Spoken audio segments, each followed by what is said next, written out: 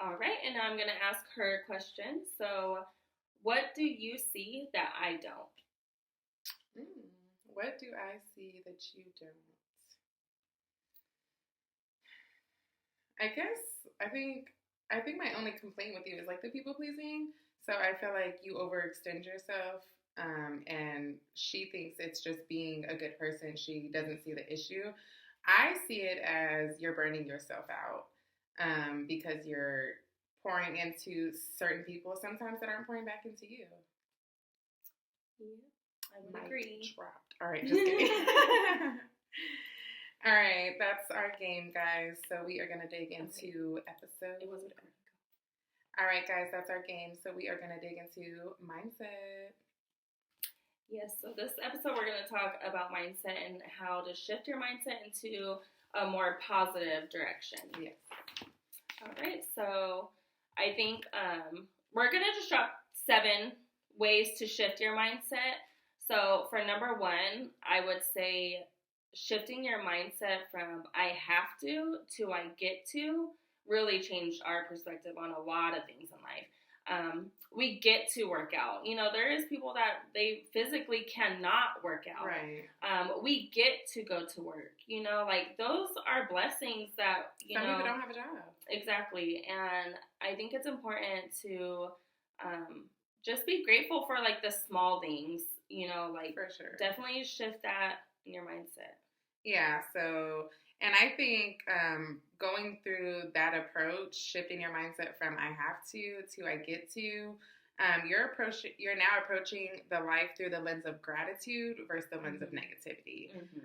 So if you're like, oh my God, I'm waking up early to go to the gym, this is stupid. Well, there's nothing fun about that. But we actually enjoy having the opportunity to say like, oh, okay, if we want to go to the gym, we know we have to get it done at 5 a.m. We know we have to wake up early to prioritize ourselves. So shifting your mindset and just knowing that like there are opportunities that you're allowed to get to do things. And yep, so that will wrap up number 1. And number 2 is you are the only person that can change you.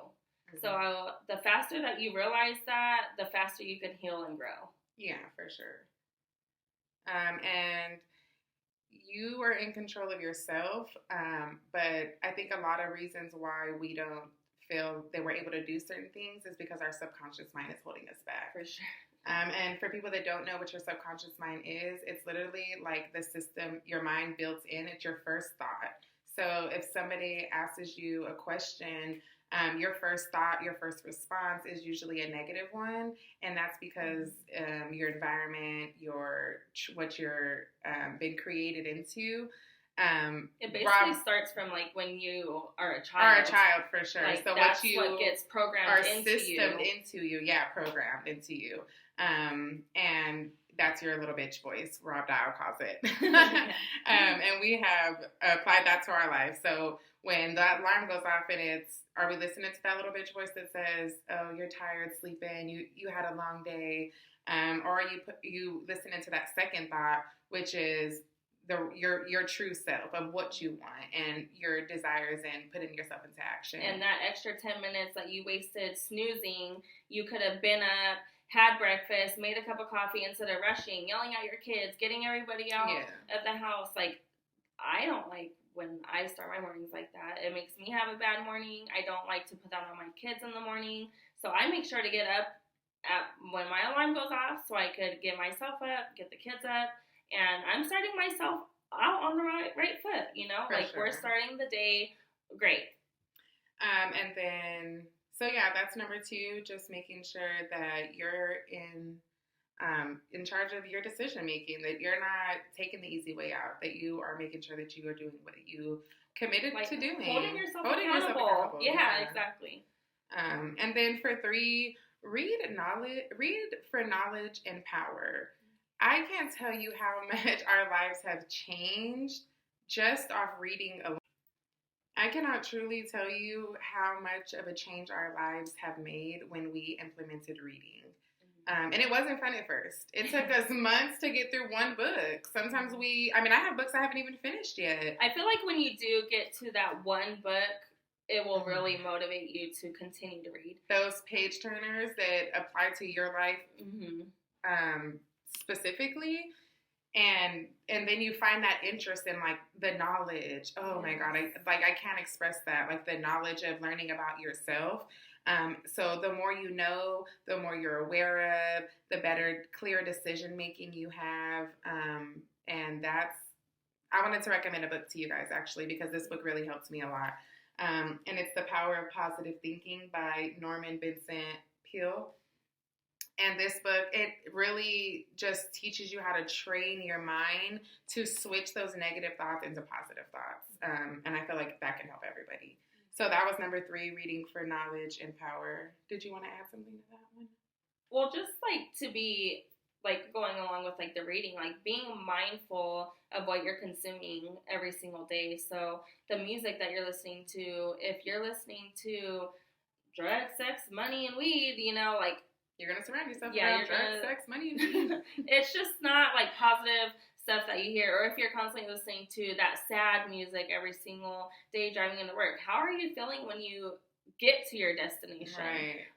So for us, I know we like to listen to podcasts. We love listening to our gospel and Christian music. We love even listening to audiobooks. We'll listen to audiobooks even while we're in the gym and we're doing our cardio. We'll listen to audiobooks a lot. And so I'm probably talking really fast right now. We get excited. Passionate for this we stuff, we get really passionate. So, but yeah, that is just a big, big thing and it's not hard to do. And I'm not saying we never listen to hip hop or rap or anything anymore, but it's just very, very crucial in the way that it consumes your mind. And we're now, because we're aware, we're also intentional with it now. So obviously if we're just trying to set like a fun vibe for the kids, we'll put on, some Bruno Mars or something. We're with our husbands, we might put on something to connect us, like some R&B or some, vibrational music. We might meditate and not listen to no words. Yeah. Like she said, cardio, we might be listening. Cardio? So anyways, yes. Cardio. So we listen to cardio, we might listen to an audiobook. It actually helps you retain information 4 times faster. So a little tip for you. And then when I'm working out personally, I like listening to Eminem because he just gets me going in my zone.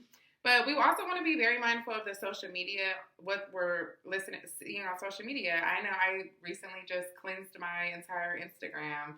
I don't want to see anything on my feed that's not feeding me personally. I want it to be inspirational. I want it to be godly. I want it to be aligned with the path that I'm in. And we want people to be aware of that as well. And also, if you're not like a person who likes to read, listen to the audiobooks. There's so many free whole book audios on YouTube. So you don't have to buy them. You could find so many different books, good books for free on YouTube. So don't make excuses for yourself. Yeah, and leave a comment if you need something particular, because we've been reading a lot. So there's something we might be able to help you or point you in the right direction on. Also, for working out, I like to listen to Christian hip hop now, and it actually hits. Like, you would be surprised. It sounds like regular hip hop. A lot of the beats are like popular songs. Yeah. So I think, even giving like different music a try, because that wasn't something that I did listen to in the past, especially while I'm weight training. Like, I want to listen to like something more, so. And it's like a piece of home because it's what you're used to with like now introducing God into that. And we listen to that in the teen ministry.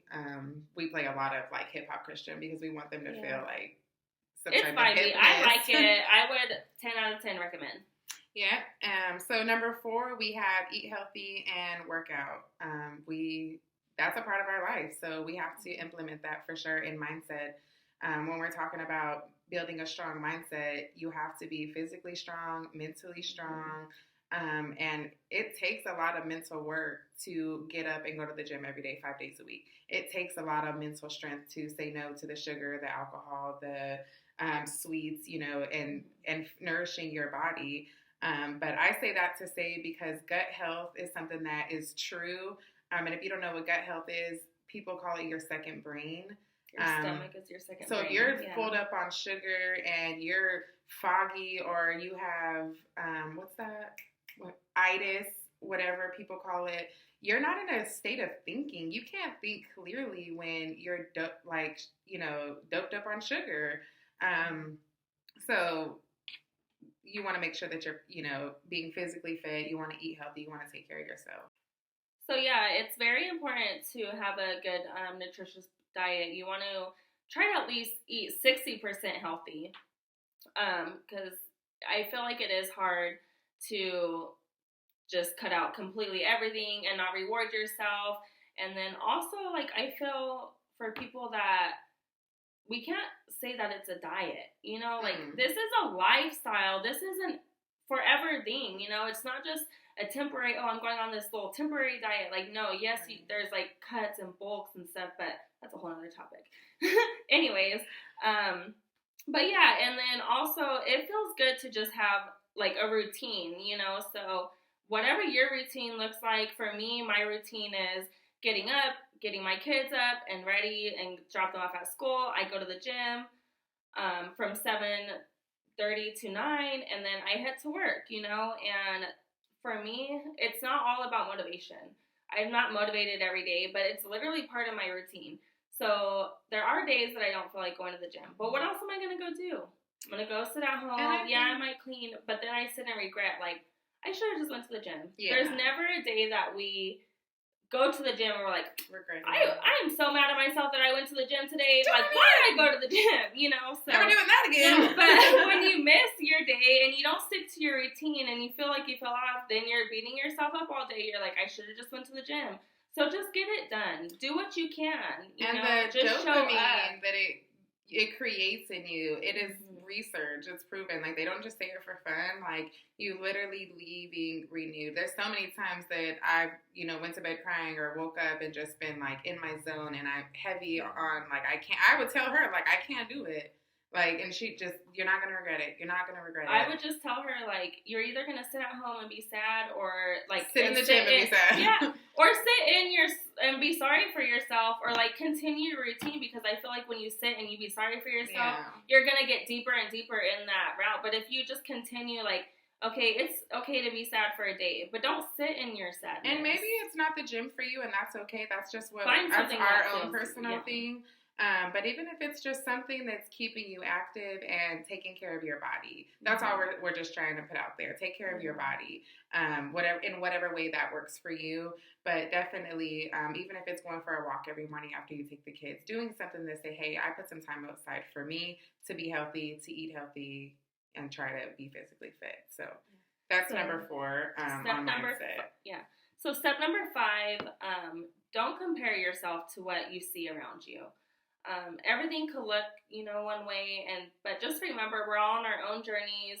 Your journey is your journey. Yes. We all been dealt different cards in life too. So some people start off on a better foot than you have, but it is up to you ultimately to get what you want to get, for sure. And we do have to remember also, like, social media is a big thing. Like, what you see on social media is just a snippet of somebody's life. They're showing you what they want to like, they're not showing you every single thing that happens. So just remember, that it's just social media, and don't compare yourself, because God loves you for you. And He's designed and created us all individually. So what you have to give to the world, someone else may not have that. And if you share something with somebody that you guys like, we have the same thing. We're sharing together to the world. But I don't aspire to be like her, and she don't aspire to be like me. But we're very similar, and we're on the same walk of path. But I don't, it's not. But there are things that you do, like you do inspire me. And then there's being inspired, but I'm not comparing. Yeah, it's exactly. More of like, that works for you. God has instilled something in you that I don't have yet, and now, let me see if I can, it's in a teamwork effort. It's not in an evil. We're never comparing. Yeah, for sure. We're not comparing or being competitive or with each other. Yeah, there's no competition. Literally today at church, we wore the same thing. And the kids are like, oh, did you guys do that on purpose? Even our husbands, like, did you guys plan that? And it's, no, literally woke up and just... Hey girl, you look cute. Yeah, don't compare yourself to others. Just walk naturally in your own pathway and let God bless you on who you're supposed to be. And then number 6, romanticize your life.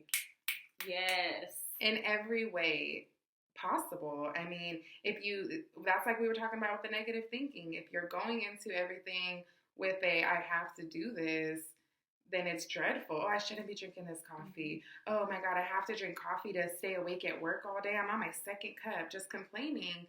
But romanticizing every taste that I'm big on coffee, so that was just an example. But like the small things in life, doing your makeup, coffee tastes so good. Like she said, the routine, like doing something for yourself to say how you feel good about life. Like that's her routine. That makes her feel good starting her day. I like to journal in the morning. I love waking up and just getting my pen and paper and getting my thoughts out of my head. And I don't dread doing those things. I genuinely light a candle. I set the mood, the atmosphere. I'm intentional with my space, my area, and we need to do that in every aspect and area of our life. Cleaning your house out, cleaning your car out, making it a comfortable drive, making it a nice environment to live in. Romanticizing your drive to work, to the gym, wherever you go. If you're in traffic, look at the clouds. Oh my God, the sky is so beautiful. Look what God created. Look at all the trees. Like, literally romanticize the small stuff. It's so important. It's literally so important. And I feel like once you start doing that, you'll realize like your outlook on life will change. It will change drastically. It will change. Sure.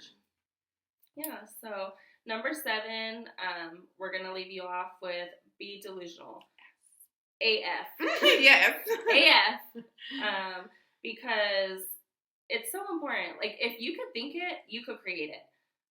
You don't know, like we don't know what we're capable until we step into it. Right. Yeah. So. And be delusional in every aspect of your life. There's no limitations on what you can achieve. There's no limitations on what you deserve. There's no limitations on anything where you can go. Nobody is holding you back. You are not that you are able to persuade other people's decisions, but God has control of that. Yes. So just because someone else isn't able to help you make it happen, speak that into existence anyway, because you will be so surprised on how your life unravels when you walk into knowing that you deserve that and it's meant for you.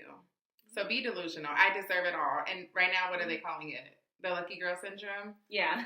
Like, go into that interview. I am so lucky I'm going to get this job. Yeah, that I got this job. I am so lucky that I just found $100. We are so blessed that God made us the #1 podcast in the world.